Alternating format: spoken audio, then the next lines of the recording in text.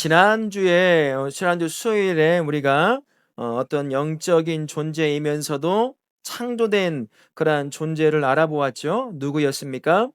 천사라고 하는 영적 존재를 알아봤습니다. 기억나는 대로 말하면 이런 거 아닐까요? 우리와 때로는 비슷한 몸으로 나타나기도 하지만 몸을 가지고 있지만 우리와는 다른 영적인 존재에 어울리는 몸을 가지고 있다고 들었습니다. 그리고 피조물이기 때문에 하나님처럼 무소부재 어느 곳에든 동시에 있을 수 없고 한 곳에만 존재할 수 있는 존재, 그리고 영원하지 못하는 존재, 창조가 되었기 때문이죠. 그리고 그 천사는 누구를 돕는 존재로 우리에게 주어져 있다고 말했습니까? 우리를 돕는 존재. 그러나 기억해야 될 게 하나가 있었지요. 수호 천사라고 하는 성경에 있지도 않는 그런 단어들로 그 천사를 설명할 수는 없다고 말씀을 드렸습니다. 근본적인 이유가 뭔가요? 왜 천사가 나를 돕는다고 했으면 영화나 이런 데서 보면 수호 천사라는 이런 단어도 있던데 왜 그게 안 맞나요? 라고 물어볼 때 뭐라고 말해야 된다고 했지요? 전능하신 하나님이 성령 하나님을 통해서 성자 예수님과 성부 하나님이 지금 누구와 함께 하신다고 말씀을 드렸습니까? 나와 함께 하시니까 천사가 굳이 내 옆에서 나를 돕는 자, 나를 지키는 자로 있을 필요가 없습니다. 함께 하시는 하나님이 계시니까 그분의 명령을 통해서 내가 가야 될 그 길을 이런저런 모양으로 환경을 또 바꾸기도 한다든지 사람을 붙여주게 한다든지 그런 식으로 하나님께서 나를 위해서 일하도록 부릴 수 있는 그러한 존재인 거지, 그게 하나님이 없이 나 혼자 살아가는 삶의 현장에서 수호 천사가 돼서 나를 돕는 그러한 존재는 아니다 라고 말씀을 드렸고요. 그리고 우리가 하늘나라에 딱 올라가면 이제 천사와 우리의 사이는 어떨까요? 몸을 잃고 살아가는 저와 우리 이 세상에서는 영적인 존재인 천사보다 우리가 능력이 떨어집니다. 그죠? 그러나 이제 이 몸의 삶을 다 끝내고 하늘나라에 딱 올라가면 그 다음에 성경은 천사를 향해 사람과의 관계 가운데 어떤 관계로 놓인다고 말하는지 기억나십니까? 이제 사람이 뭐 한다고요? 다스린다고 그랬어요. 그래서 천사들은 이 땅에서 우리보다는 능력이 있지만 우리가 하는 전도와 복음을 통해 교회를 세워가고 하는 일들에 대해서는 언제나 부러워하는 존재라고 얘기합니다. 그리고 우리가 전도해서 한 영혼이 구원의 길을 얻으면 천사가 하는 직무 중에 하나가 있었죠. 뭐 하는 직무였습니까? 하늘나라에서 그것 때문에 기뻐한다 라고 하는 그런 직무가 있다고 했던 거죠. 이 정도 알면 될 것 같습니다. 오늘은 이제 똑같은 영적인 존재인데 정반대편에 서여져 있는 또 다른 영적인 존재 하나를 다루려고 합니다. 우리가 굉장히 힘든 삶을 살 수밖에 없는 원인들 중에 하나가 여기에 있죠. 오늘은 누구와 누굽니까? 사탄과 마귀 또는 귀신, 뭐 이렇게도 얘기해 볼 수 있을 겁니다. 그러면 악한 천사들, 사탄과 마귀의 그것은 누구인지 우리 설명을 한번 스크린을 보면서 읽어볼까요? 하나님께 범죄하고 이 세상에서 지속적으로 악을 행하는 존재들로 이들의 우두머리는 마귀고 사탄이다. 그럼 이들의 졸개는 우리는 보통 누구라고 얘기할까요? 귀신이라고 말을 하죠. 부리는 그러한 존재를 말하는 한 겁니다. 원래 천사였지만 타락해서 사탄이요 마귀가 된 이 존재는 끊임없이 하나님을 향하여 대적합니다. 그리고 하나님이 기뻐하시는 일들을 방해하죠. 가로막는 겁니다. 가장 하나님께서 관심을 두고 있는 그 구원의 역사에 관심을 두고 있는 존재, 그 존재를 끊임없이 무너뜨리려고 하죠. 그 존재가 누굽니까? 저와 우리예요. 우리가 믿음에서 탈선하면 가장 기뻐할 존재가 누구냐? 바로 사탄입니다. 한 명 또 무너뜨렸구나. 하나님이 슬퍼하고 아파할 그 일을 우리가 했구나. 아마 사탄은 그렇게 기뻐할 겁니다. 그런 존재가 사탄이요 마귀라고 하는 존재라는 것입니다.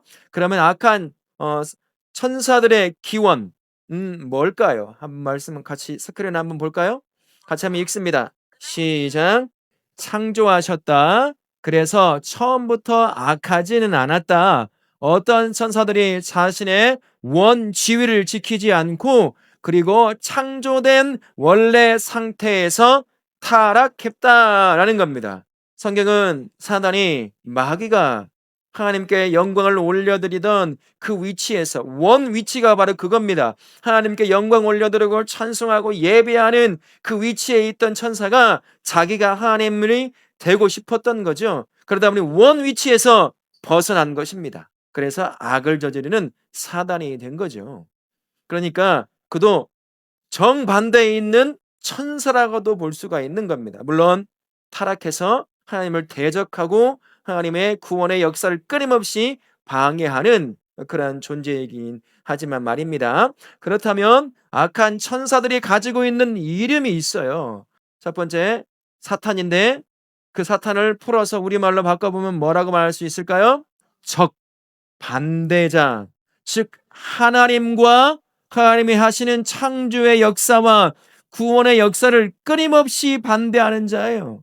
그래서 성경에는 사단이 하나님의 창조와 그 구원의 역사를 방해하는 그 모습을 그들의 이름으로 언급하는 경우가 종종 있었습니다. 물론 다 그렇진 않아요. 그러면 그 악한 천사들인 사탄의 이름들을 한번 볼까요? 올려놓았나요, 제가? 두 번째, 제가 읽어드릴게요. 이름 말이 있습니다. 마귀, 우리가 봤던 거죠. 공중 권세 잡은 자, 이 땅에 권세를 잡았어요. 그래서 사단이 끊임없이 하나님의 백성들로 하여금 미혹되게 하고 거짓말로 넘어뜨리는 그런 일을 하고 있다라는 것입니다. 또 이 세상의 신이라는 이름을 가지고 있어요.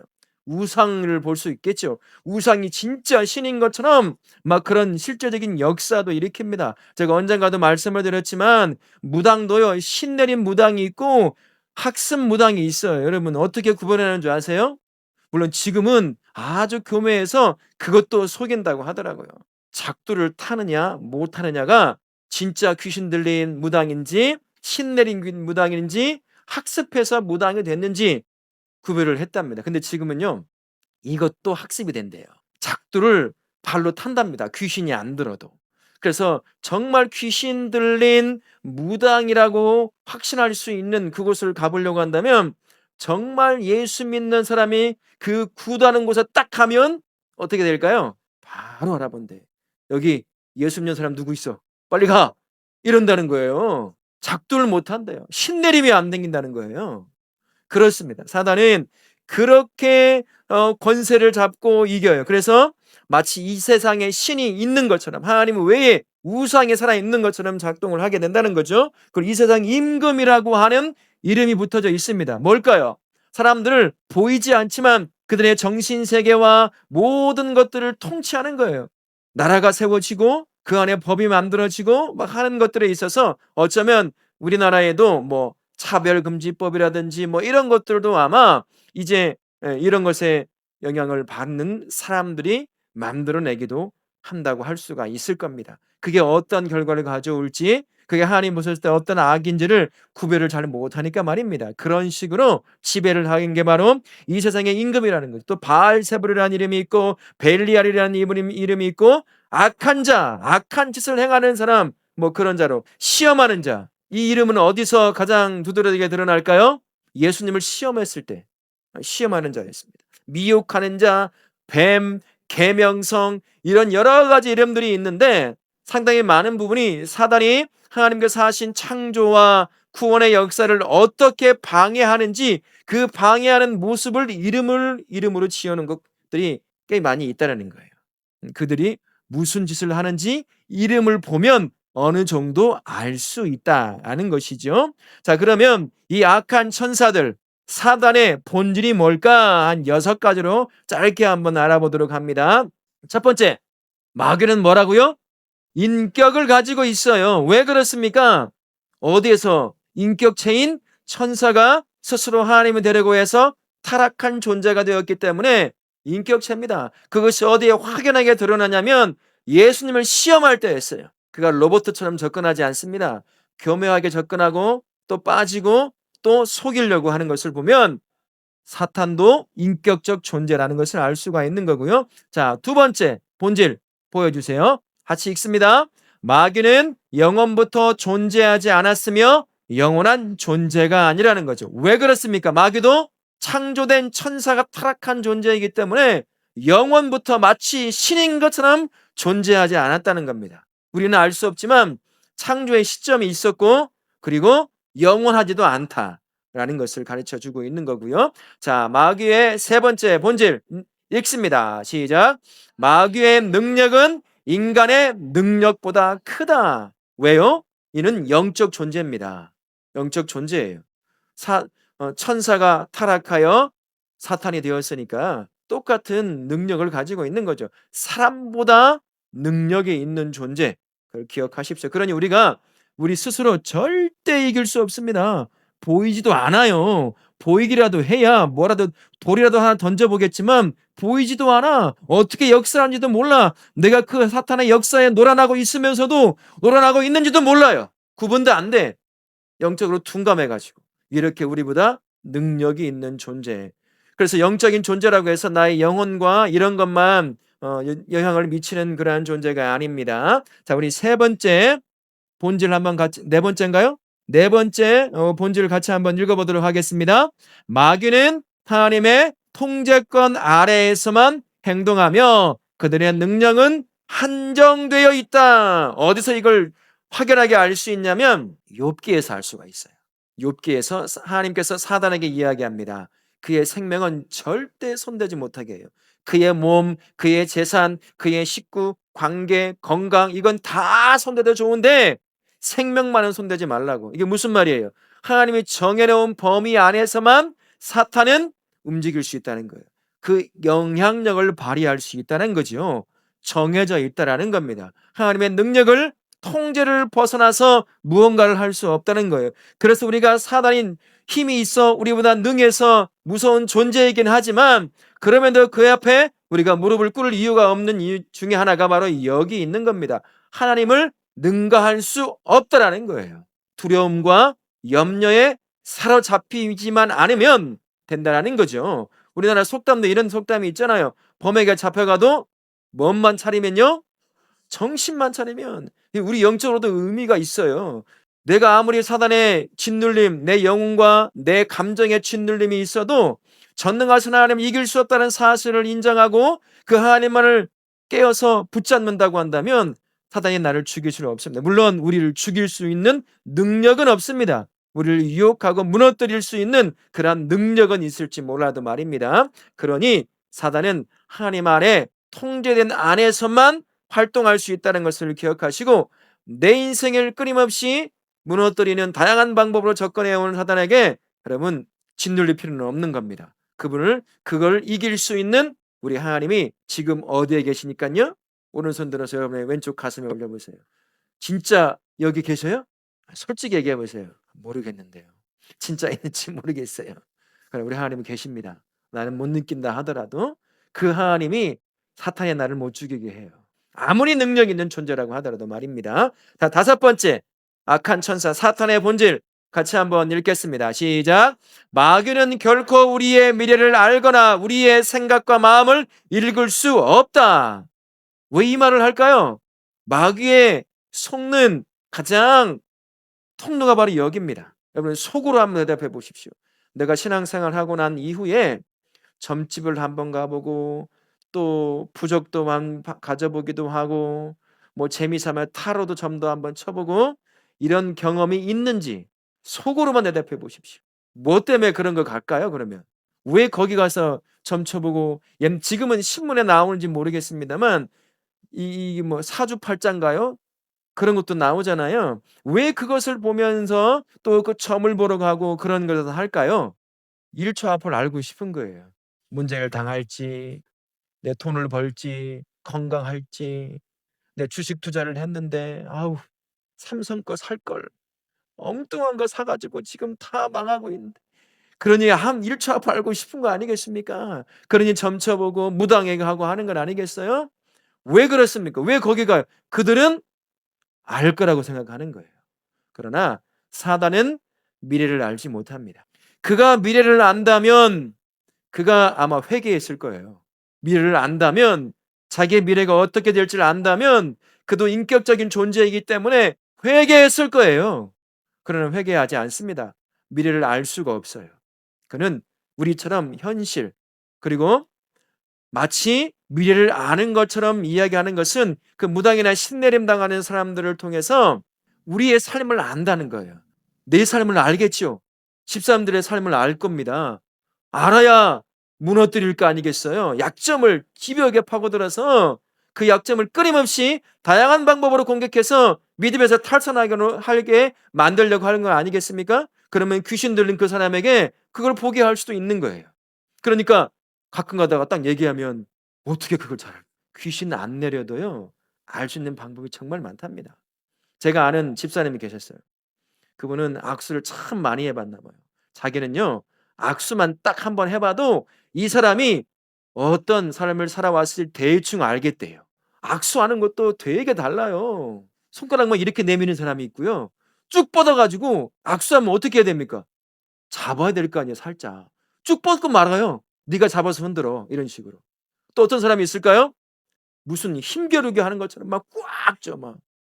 그래, 그 집사님은 대충 악수만 해봐도 어떤 삶을 살았는지 조금 알겠더라는 거예요. 또 구두 수선을 꽤 오랜 동안 해본 사람들은 구두 뒷끝만 봐도 이 사람의 인생이 떠오른다는 거죠. 아, 어떤 삶을 살았겠는데? 그러면 대충 다 맞는답니다. 왜 그러냐면요, 사람이 문화가 다르고 나이가 다르고 삶의 배경이 다르다고 하더라도 사람은 비슷한 삶을 살아가요. 여기 계시는 분들 중에 사춘기를 안 겪어오고 갑자기 30대가 되신 분 있으면 손 한번 들어보세요. 한 명도 없어요. 그래서 우리 애들이 한참의 나이가 차이가 나도 지금 그때 어떤 말을 하고 어떤 행동을 하면 왜 그럴까를 생각해 보면 대충 감이 잡히는 이유가 뭘까요? 비슷한 삶을 살아오기 때문입니다. 심지어요, 책을 쓰는 사람들이 있죠. 작가들이 쓰는 책에도 관사와 동사와 명사와 이것들을 통계를 내보면 정말 다양한 주제를 가지고 책을 쓰는데도 비슷한 비율로 쓰더라는 거예요. 영어로 말한다면 더가 이 책의 정관사 더가 30% 남아. 저 책의 정관사를 싹 세보니까 똑같이 30%가 남아. 형용사도 마찬가지고 우리가 살아가는 삶이 문화가 다르고 저 끝에 살고 배경이 다르다고 하더라도요, 공통점이 정말 많아요. 그것을 통계로 내는 거 아니겠습니까? 통계로 내서 20대는 어떠한 성향을 가지고 있고 50대는 어떠한 성향을 가지고 있고 100년 전에 이 30대는 어떤 모습이 있을 거라는 그 통계를 낼 수 있는 이유가 바로 거기 있는 거예요. 그리고 이 땅에서도 통계를 낸 걸 미국에서도 어느 정도 감안해 볼 수 있는 이유가 삶은 비슷하기 때문입니다. 무슨 말을 하려고 이렇게 길게 했을까요? 사람은 대충 안다는 거예요. 이름 얘기해보고 언제 태어났는지 얘기해보고 그 태어난 해, 그 해, 그 나라에 무슨 일이, 그 지역에서 어떤 큰 일이 발생하면 대부분의 사람들은 그 큰 일을 직접 경험하지 않아도 약간의 트라우마가 있어요. 그럼 너 과거에 상처가 참 많았겠다. 통계가 다 나와 있는 거죠. 그걸 한 사람 100명, 1000명 해보세요. 머릿속에 데이터가 쌓일까요? 안 쌓일까요? 쌓여요. 근데 우리는 그걸 속는다는 거야. 아, 귀신도 하나님처럼 미래를 아는가 보구나. 전혀 그렇지 않습니다. 속지 마십시오. 혹 오늘도 갔다 온 분이 계시다면 무당한테 갈 필요 없어요. 무당 아무것도 몰라요. 가면 그다음부터 붙잡히기 시작하는 겁니다. 사단은, 귀신은 사람을 겁주어서 지배하는 존재예요. 이단도 마찬가지고요. 그렇게 역사합니다. 그러나 우리 하나님은 우리를 겁주어서 지배하시는 분입니까? 우리의 죄인을 깨닫게는 하시지만 그 구원 가운데 가장 존귀한 존재라는 사실을 깨닫게 하셔서 그분 안에서 행복하게 머물게 하시는 분이 우리 하나님이십니다. 쓸데없는 데 가서 돈 쓰고 마음 쓰고 귀신에게 사로잡혀서 예수 믿는다는 그러한 이름은 붙어 있는데 여전히 귀신에 눌려 사는 그러한 성도가 되지 않기를 바랍니다. 사탄은 미래를 안다고요? 벌써 잊어버렸어요? 사탄은 미래를 몰라요. 우리 하나님만 나를 아십니다. 내일을 아셔요. 그래서 동행하면 우리를 이끌어 가실 수 있는 거 아니겠습니까? 그러니 누굴 의지해야 되겠습니까? 하나님을 의지하는 거예요. 내 생각을 알고 내 마음을 다 읽어내서 내가 하고자 하는 모든 일들을 다 방해하는 것이 아니라는 거예요. 그런 능력은 없다라는 것을 기억하시고, 자, 여섯 번째, 사탄의 본질을 같이 읽습니다. 마귀는 창조된 존재이며 유한하기 때문에 한 번에 한 장소밖에 존재할 수 없다. 유한한 존재입니다. 영적인 존재이긴 하지만, 그래서 우리보다 능력이 있어서 우리에게 영향을 미칠 수가 있습니다. 우리 영향을 미칠 때 여러분 어디까지 우리에게 영향을 미칠까요? 우리 몸에도 영향을 미칩니다. 우리가 질병을 걸릴 수가 있어요. 그러니까 여기서 오해를 하시면 안 됩니다. 그럼 내가 겪고 있는 질병은 다 사탄이 준 거다? 아닙니다. 우리가 죄로 말미암아 우리뿐만 아니라 하나님 만드신 창조물 모든 것이 다 오염되었어요. 그러다 보니까 그 환경 안에서 살다 보면 몸에 영향을 받게 되어 있습니다. 또 사람은 얼마나 악합니까? 하나님이 만들어 놓은 자연을 어떻게 하죠? 파괴해요. 지금 여러분 마스크 쓰고 다니는 게 얼마나 답답합니까? 그런데 쓰고 다니는 사람들이 있어요. 왜 쓰고 다닐까요? 미세먼지 때문이에요. 언젠가도 말씀드렸죠? 우리가 먹고 있는 새우깡의 새우의 70%가 어디서 나오는 걸 쓰는 줄 아세요? 서해안에서 나오는 걸 써요. 그런데 조사를 해보니까 거기서 잡은 새우에 미세 플라스틱이 섞여 있더라는 거예요. 그래서 막 줄인다고 했더니 난리가 난 거예요. 그거 갖고 먹고 사는데 누가 그런 짓을 했어요? 사람이 그렇게 해놨어요. 태평양 어디 가면요, 우리나라 대한민국보다 더 큰 쓰레기 더미가, 쓰레기 섬이 떠다니고 있어요. 지금 우리가 그렇게 만듭니다. 그 물을 먹고 그 공기를 마시고 그 비를 맞아요. 그러니 머리도 대머리가 쉽게 되죠. 피부 암도 걸리죠. 오존층도 파괴돼 가지고 직접 자외선을 받으니까 피부암도 많이 생기죠. 그래서 몸에 질병이 걸려요. 사단이 직접 우리로 질병을 걸게 만드는 경우도 있지만 성경에도 나오잖아요. 날 때부터 맹인된 자가 있거나 뭐 이런 것들. 그러나 많은 경우는 우리가 만들어 놓은 환경에 살다 보니 질병에 걸린다는 겁니다. 몸에 영향을 미칠 뿐만 아니라 또 어디에도 영향을 미칠까요? 내 정신과 영혼과 감정에도 짓누릅니다. 끊임없이 짓눌러요. 사람을 통해서 사건을 만나게 함으로 말미암아 그에 짓눌려서 하나님을 보지 못하게 만들 때도 있다는 거예요. 그래서 우리가 기도하지 않으면 안 되는 이유가 바로 여기 있습니다. 삶의 문제에 시달리는 많은 사람들을, 성도들을 보게 되면 기도하지 않는 분들이 참 많아요. 그러니까 조금만 문제가 생겨도 그 문제에 그냥 마음이 땅으로 꺼져버려요. 순식간에 무너지더라는 거예요. 그러나 기도하면 영적인 민감성이 발달되고 하면 이것이 쉽게 사단이 나에게 다가와서 나를 무너뜨리는 그런 상황이라는 것을 금방 알 수가 있는 거죠. 그러면서 내가 지금은 하나님을 더 붙잡아야 할 때구나 하는 것을 알 수가 있다라는 겁니다. 그런 처럼 사단은 끊임없이 우리에게 다양한 방법으로 영향을 미쳐서 믿음에서 탈선하게 만들려고 합니다. 그럼에도 사단은 무한한 존재라고요? 유한한 존재예요. 주어진 범위 안에서만 우리에게 영향을 미칠 수 있는 존재입니다. 우리가 예수의 이름으로 물리치면 꼬리도 안 보이게 도망가요.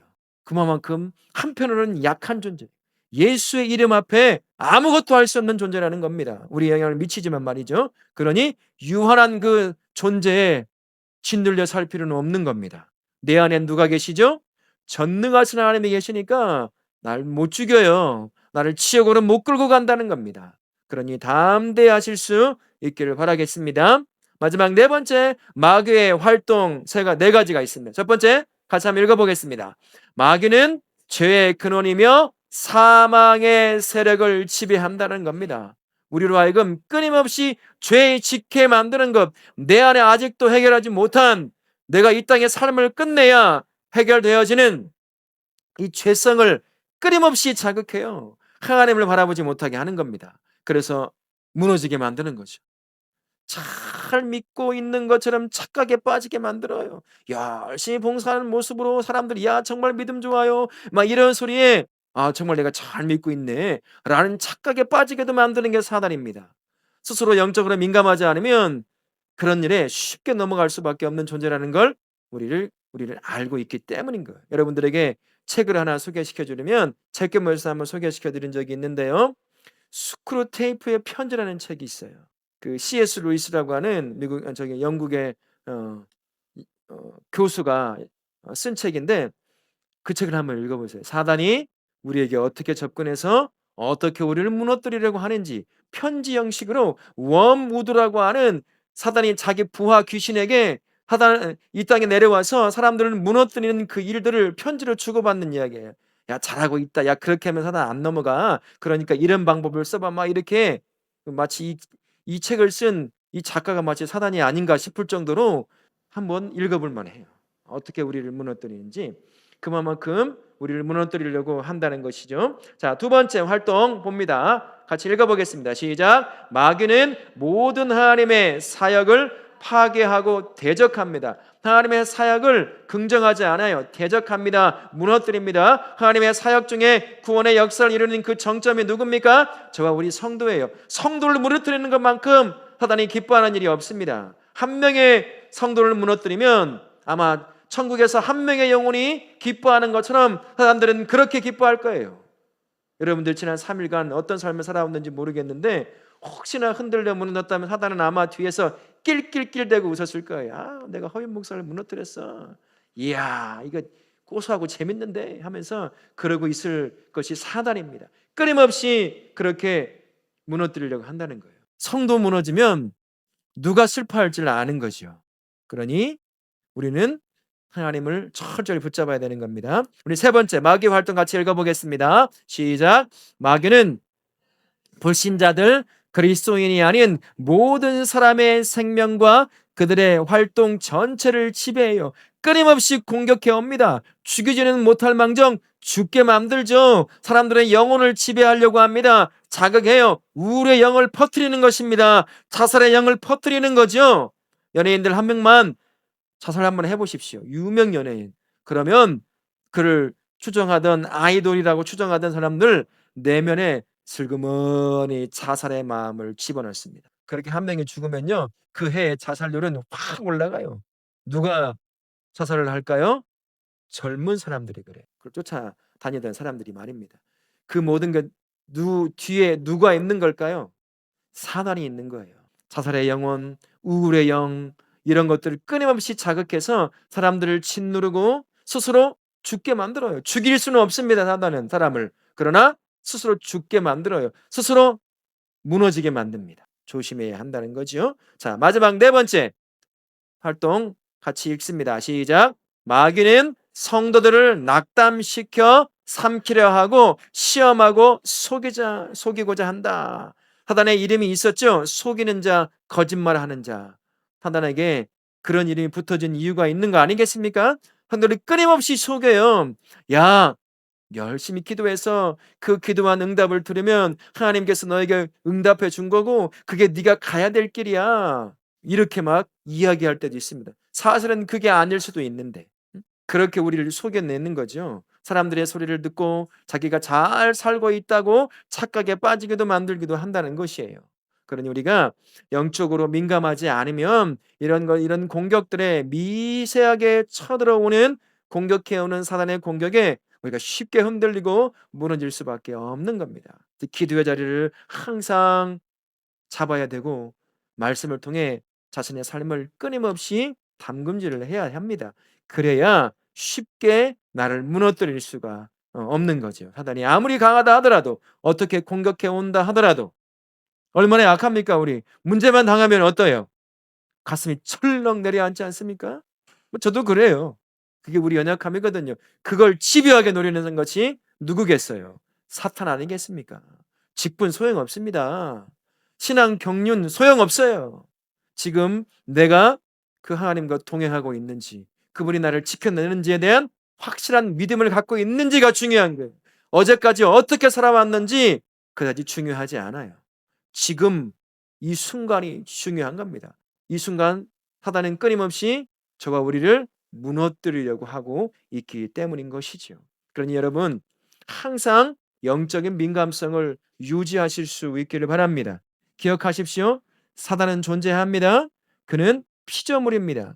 그의 목표는 하나님의 창조의 사역과 구원의 사역을 끊임없이 방해하고 대적하고 무너뜨리려고 합니다. 그 중심의 핵심이라고 할 수 있을 누구를 무너뜨리려고 할까요? 저와 우리예요. 우리 한 명 무너뜨리면 자기 목적 다 한 거예요. 그래서 끊임없이 도전해 옵니다. 끊임없이 공격해 와요. 사람을 통해서, 환경을 통해서, 사건을 통해서 내 안에 그된 본성을 자극시킴으로 말미암아. 그러면서 속삭이죠. 괜찮아, 하나님 용서해 주실 거야. 용서해 주실 거야. 또 무너지면 또 그래요. 회개하고 끊어버려야 될 걸 못 끊어버리고 또 그러고 또 그러고 해요.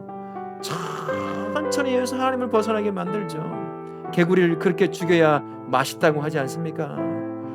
조금씩 물을 달궈서 스스로 근육이 익어 굳어 죽는, 그렇게 만들어야 한다고. 그게 더 맛있는 거라고. 그렇게 죽어가게 만드는 것이 사단입니다. 사단은 우리보다 능력이 언제나 한 수 위에요. 우리 못 이겨요. 우리 보지도 못합니다. 어떻게 공격해 오는지도 스스로 잘 준비하지 않으면 몰라요. 이런 것을 통해서 조금씩이라도 배워야 알게 되는 건 아니겠습니까? 그렇게 공격해 옵니다. 오늘 예배 끝나고 집에 가면 누구를 통해서 여러분들에게 공격해 올까요? 가족을 통해서 가장 먼저 공격해 올걸요? 사춘기 자녀를 둔 저와 같은 가정은 누구를 통해 공격받게 될까요? 내 자식들을 통해서. 이 아들이 사탄이란 얘기가 아닙니다. 자극하는 거예요. 그럴 당연한 것인데 그것에 대해서 희한하게 반응하게 만드는 겁니다. 남편을 통해 공격해 올 수 있어요. 돈을 통해서도, 건강을 통해서도, 다양한 것을 통해서도 내가 무너지는 꼴을 보고 싶은 거죠. 내가 믿음에서 탈선하는 것을 보고 싶은 거예요. 그게 사단의 우리를 향한 역사라는 것을 기억하십시오. 하지만 사단은 유한한 존재예요. 하나님이 이만큼 안에서만 움직여라 라고 하면 그 범위에서 절대 벗어날 수 없습니다. 그리고 우리의 생명을 앗아갈 능력도 없어요. 이것만 기억하십시오. 그리고 더 중요한 건 그 전능하신 하나님이 지금 누구와 함께 하는 거죠? 나와 함께 하셔. 사단이 아무리 강하다고 하더라도 우리를 죽이지 못한다는 거예요. 그래서 결국은 내 눈이, 내 영혼이 하나님을 향하여 온전히 고정만 돼 있으면 돼요. 그러면 두려움을 이겨내갈 수 있습니다. 그러면 사단의 공격에서 견뎌나갈 수가 있는 거예요. 이 한 주간 사단을 두려워해서 이것도 못하고 저것도 못하고 전전긍긍하는 인생이 아니라 나와 동행하시는 하나님 때문에 사단의 유혹을 이겨내고 당당히 성도가 성도다운 삶을 살아갈 수 있음을 믿고 전능하신 하나님을 붙잡고 살아가는 우리의 성도님들 되시기를 예수님의 이름으로 축원합니다. 아멘.